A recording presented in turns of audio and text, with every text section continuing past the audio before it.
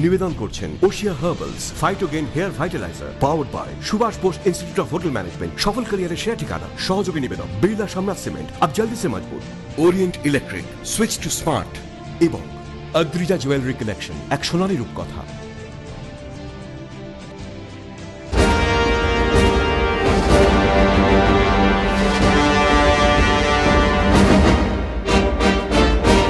নদিয়া বাঙালির একান্ত গর্বের ভূখণ্ড।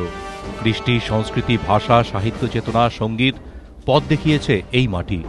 শ্রী চৈতন্য থেকে ডিএল রায়, গোপাল ভাঁড় থেকে কৃষ্ণচন্দ্র, আজও এই মাটিতে আধিপত্য করে বাউল, ঝাপান, কীর্তনের সুর। ভোটের কান ফাটানো কোলাহল থমকে দাঁড়ায় বাউলের ছোট্ট একতারার সামনে। দিল দরিয়ার মাঝে রে ভাই আছে মজার কারখানা, দিল দরিয়ার মাঝে রে ভাই আছে মজার কারখানা, দিল দরিয়া। কৃষ্ণনগর লোকসভা কেন্দ্রের ভোট শেষ দফায় 12ই মে, তাই একটু ধীরে ধীরেই আড়মোড়া ভেঙেছে কৃষ্ণনগরের। আপাতত সব দলই ব্যস্ত ছোট ছোট পথসভা আর বাড়ি বাড়ি প্রচারে। প্রধান 4 রাজনৈতিক দল প্রার্থী দিলেও প্রতিদ্বন্দ্বিতা এখানে মূলত ত্রিমুখী, বাম, বিজেপি, তৃণমূল। কংগ্রেসের প্রার্থী থাকলেও হাড্ডাহাড্ডি লড়াইয়ের জন্য প্রয়োজনীয় শক্তি তার নেই। একসময় যদিও নদিয়া পরিচিত ছিল কংগ্রেসের দুর্গ হিসেবে, আজ সেই দুর্গ আক্ষরিক অর্থেই ভগ্নস্তূপ। গত কয়েক বছরে কংগ্রেস ছেড়ে তৃণমূলে যাওয়ার হিড়িক এ জেলায় ছিল রীতিমতো চোখে পড়ার মতো। সবচেয়ে বেশি, সবচেয়ে দ্রুত কংগ্রেস ক্যাম্পে ভাঙন ধরেছে এখানেই। আর উত্তরোত্তর শক্তি বাড়িয়ে গেছে তৃণমূল কংগ্রেস, হয়ে উঠেছে এ জেলার প্রধান বাম বিরোধী শক্তি। শুধু প্রধান বাম বিরোধী শক্তিই নয়, গত 5 বছরে এই জেলার প্রধান রাজনৈতিক শক্তি হয়ে উঠেছে তৃণমূল কংগ্রেস। 2009-এর লোকসভা নির্বাচনে সিপিএমকে 77,000-এরও বেশি ভোটে হারিয়ে এই কেন্দ্র থেকে প্রথমবার নির্বাচিত হন তাপস পাল। এবারের লোকসভা নির্বাচনেও তিনিই প্রার্থী তৃণমূলের। কাঠফাটা রোদেই সকাল সন্ধে ছুটে বেড়াতে হচ্ছে রূপলী পর্দার নায়ককে। রূপলী পর্দা থেকে বা রূপলী জগৎ থেকে এই ধূসর জগতে পা রাখা তৃণমূলের হয়ে এই কেন্দ্রে আপনার নিকটতম প্রতিদ্বন্দ্বীকে, কার বিরুদ্ধে লড়াইটা হবে আপনার? বিজেপি, কংগ্রেস না লেফট?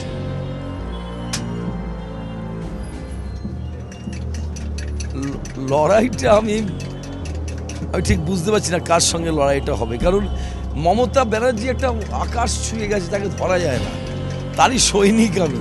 মমতা ব্যানার্জির জনপ্রিয়তার জোরে পশ্চিমবঙ্গের এতগুলো বিধানসভা, এতগুলো লোকসভা কেন্দ্রে প্রার্থীরা জিতছে, এবং এটা বলা হয়ে থাকে যে প্রার্থীরা গুরুত্বপূর্ণ নয়, যেহেতু মমতা ব্যানার্জি তাদেরকে সমর্থন দিয়েছে তাই তারা জিতছে।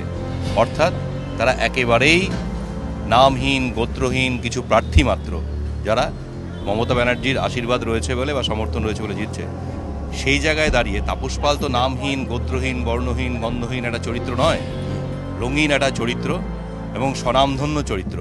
সেই চরিত্রটাকে কোথাও কি ঢাকা পড়ে যাচ্ছে শুধুই একটা প্রার্থীর পোশাকের আড়ালে? একদমই ঢাকা পড়ছে না। কালকে আমি প্রায় 4টে মিটিং করেছি, চুপচাপ শুনেছে। তো বাচ্চাদের বললাম, বাবা তোরা তো এখন এটা বুঝবি না আমি কি বলছি, এটা ফাংশনও করছি না, যাত্রাও করছি না, না ঠিক একটা গান গাইতে হবে, গান গাইতে হবে, গান গাইতে হবে। তা আমি আমার বক্তৃতা দিলাম, দেওয়ার পর আমাকে গান গাইতেই হলো। নায়িকা বর্জিত এই ছবিতে, এই চিত্রনাট্যে যদি বলা হয় যেটা সুন্দর সঙ্গীত এখানে দরকার, কোনটা হবে? চরণ ধরিতে দিও গো আমারে, নিও না, নিও না সরায়ে।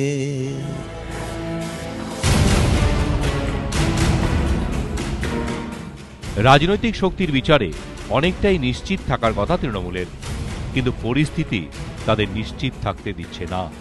কারণ হঠাৎই এবার সামনে এসেছে বিজেপি ফ্যাক্টর। গত লোকসভা নির্বাচনে তাপস পাল জিতলেও বিনা হাওয়াতে বিজেপি যে ভোট টেনেছিল, এবার হাওয়ার টানে সেই অঙ্কটা বাড়বে কিনা, বাড়লেও কতটা, সেসব প্রশ্নই নিশ্চিত বসে থাকতে দিচ্ছে না তৃণমূলকে। গত লোকসভা ভোটে ছবিটা ছিল এরকম। তৃণমূল পেয়েছিল 4,43,679টি ভোট, সিপিএম পেয়েছিল 3,66,293টি ভোট, বিজেপি পেয়েছিল 1,75,283টি ভোট। বিজেপি শিবিরের দাবি এ জেলাতেও তাদের অনুকূলেই হাওয়া বইছে এবার। এই আসনটি জিততে তাই এখন সর্বশক্তি নিয়ে ঝাঁপিয়েছে তারা। 1999 এর লোকসভা নির্বাচনে এনডিএ জোট শরিক তৃণমূলের সমর্থন নিয়ে এই কেন্দ্রে জিতেছিলেন বিজেপির সত্যব্রত মুখোপাধ্যায়। এবারও তিনি প্রার্থী কৃষ্ণনগরে, এবং চরম আত্মবিশ্বাসী সত্যব্রত বাবু প্রচারে 1 ইঞ্চি জমি ছাড়তে রাজি নন প্রতিপক্ষের হাতে। তৃণমূল কংগ্রেসের সঙ্গে আপনাদের জোট নেই, আপনাদের পাশে কারো কোনো রাজনৈতিক দলের সমর্থন নেই, একা লড়তে হচ্ছে। সুতরাং 99-এর পুনরাবৃত্তি কি ঘটানো সম্ভব?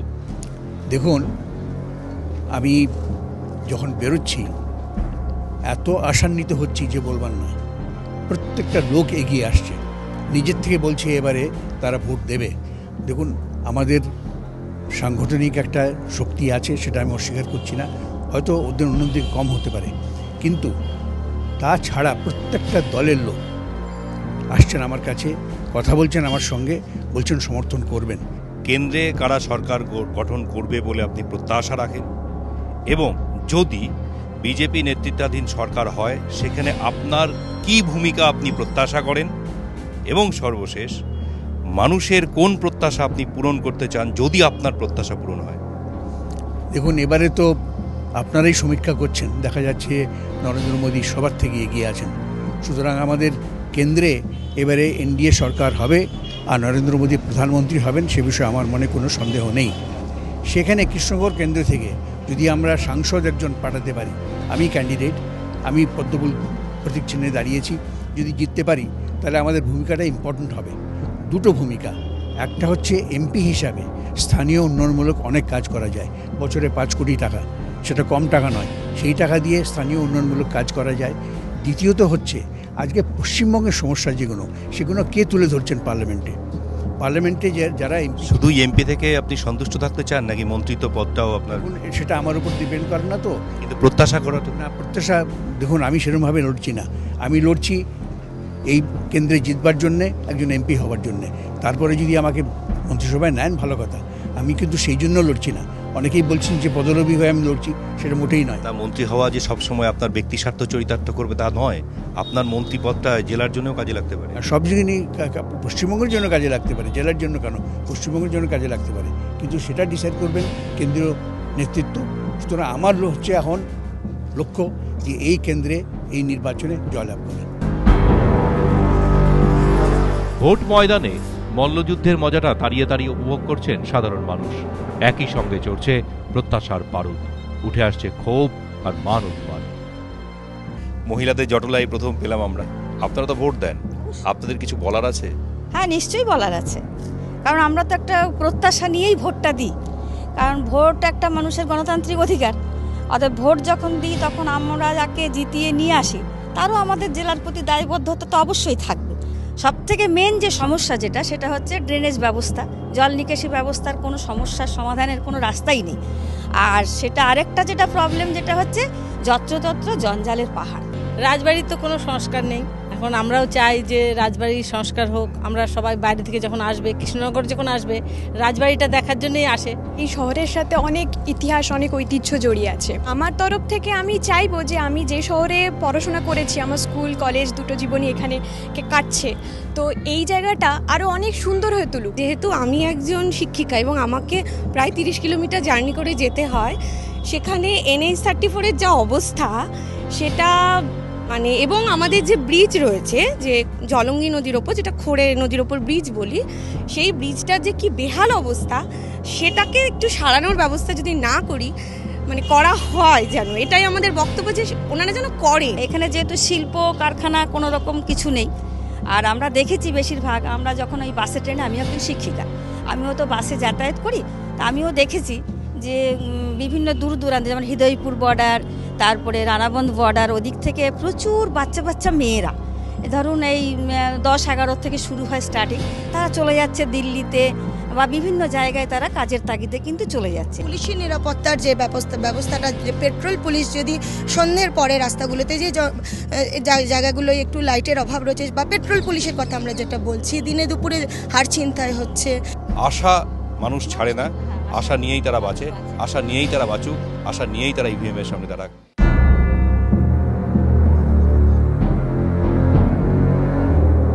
বামেদের ধারণা ক্ষোভটা বাড়ছে ক্রমাগত, যত বাড়ছে ক্ষোভ ততই বাড়ছে তাদের সম্ভাবনা। কিন্তু রাজনৈতিক মহল মনে করছে এখানে বামেদের সম্ভাবনা একমাত্র লুকিয়ে রয়েছে ভোট কাটাকুটির অঙ্কের ভেতরে, নইলে রাজনৈতিক শক্তির বিচারে এই কেন্দ্রে এখনো অনেকটাই পিছিয়ে বামেরা। গত বিধানসভা নির্বাচনে কৃষ্ণনগর লোকসভা কেন্দ্রের 7টি বিধানসভা আসনের মধ্যে মাত্র 2টি পেয়েছিল সিপিএম, বাকি 5টি ছিল তৃণমূলের দখলে। এক নজরে 2011 বিধানসভা ভোটের ফলাফল। কৃষ্ণনগর উত্তর তৃণমূল কংগ্রেস, কৃষ্ণনগর দক্ষিণে তৃণমূল কংগ্রেস, চাপড়া তৃণমূল, নাকাশিপাড়া তৃণমূল, কালীগঞ্জ তৃণমূল, তেহট্ট সিপিএম এবং পলাশীপাড়া সিপিএম। বামেদের হিসেব নিকেশ বইছে অবশ্য অন্য খাতে। তাদের দাবি 2011-তে তৃণমূলের ঝুলিতে জমা পড়েছিল কংগ্রেসের ভোট। 2009-এর লোকসভা নির্বাচনে কংগ্রেস তৃণমূল জোট বেঁধে বামেদের থেকে 77,000 ভোট বেশি পেয়েছিল। এবার ময়দানে কিন্তু আলাদা আলাদা লড়ছে কংগ্রেস ও তৃণমূল। এই চতুর্মুখী প্রতিদ্বন্দ্বিতাই আশাবাদী করে তুলেছে বামেদের। তাদের ধারণা কংগ্রেস সরে যাওয়ায় এমনিতেই 77,000-এর ব্যবধান কমে আসবে, তার উপরে বিজেপি যত বেশি ভোট টানবে ততই ভাড়ারে টান পড়বে তৃণমূলের। এই পরিস্থিতিতে জয়ের গন্ধ পেতে শুরু করেছে বাম শিবির। নতুন রাজনৈতিক অঙ্কে উৎসাহিত সিপিএম এখন দিন রাত এক করে ফেলেছে প্রচারাভিযানে। সিপিএম প্রার্থী শান্তনু ঝা তাই আত্মবিশ্বাসী তার প্রতিপক্ষ শিবিরের মতোই। কৃষ্ণনগর লোকসভা কেন্দ্রে বামফ্রন্ট সমর্থিত সিপিএম প্রার্থী শান্তনু ঝা দিনভর খোঁজার পর রাতের অন্ধকারে কৃষ্ণনগর শহর থেকে বহু দূরে প্রত্যন্ত এলাকায় গোকুড়াপোতায় আমরা তাকে খুঁজে পেলাম। খুঁজে তো পেলাম, কিন্তু একটা উত্তর খুঁজে পাচ্ছি না। এই যে এত পরিশ্রম করছেন, সব কি জলে যাবে? জলে যাওয়ার জন্য তো পরিশ্রম করছি না, নির্দিষ্ট লক্ষ্যেই করছি, হিসেব করেই করছি, প্রতিটা বুথের হিসেব করে এগোচ্ছি নির্বাচনে জয়লাভের লক্ষ্যে। কিন্তু যেটা আপনাদের লোকসভা ভোটের হিসেব, গত 2009 সালে লোকসভা ভোটের হিসেব এবং তারপরে বিধানসভা ভোটের যে হিসেব, তাতে দেখা যাচ্ছে বামেরা বহু পিছিয়ে এই জেলাতে।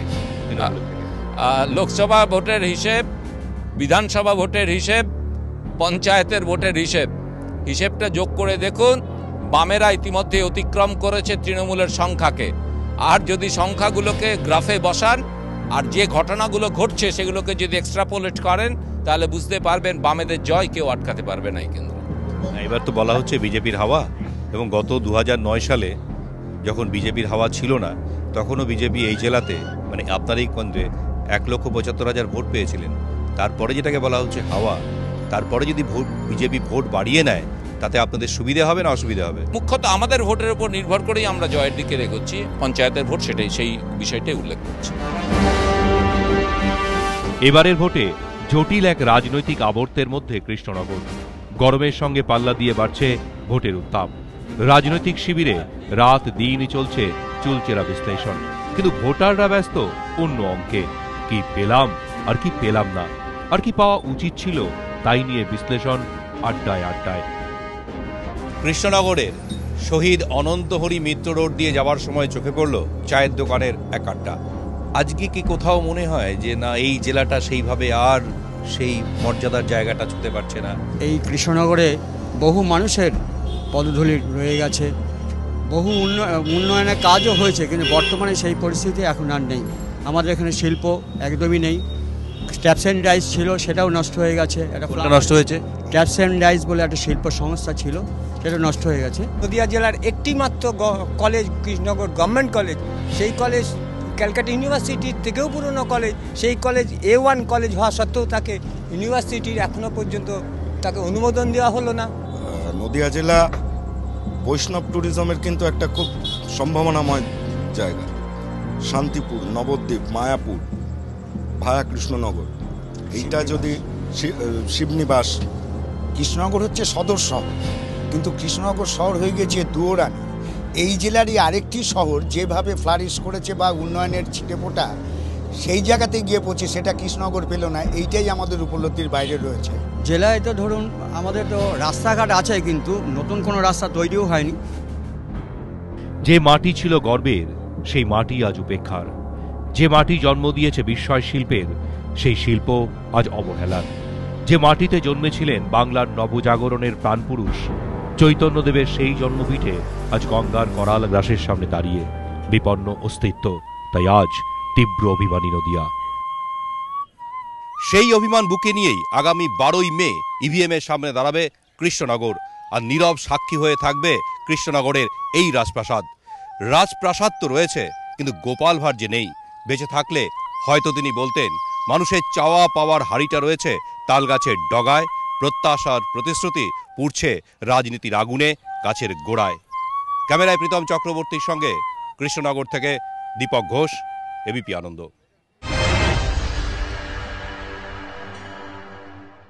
নিবেদন করছেন Oshea herbals phytogen hair vitaliser, powered by Subhash Bose institute of hotel management, সফল ক্যারিয়ারের সেরা ঠিকানা। সহযোগী নিবেদন বিড়লা সামনাথ সিমেন্ট, अब जल्दी से मजबूत, Orient Electric, switch to smart এবং অদ্রিজা জুয়েলারি কালেকশন, এক সোনালী রূপকথা।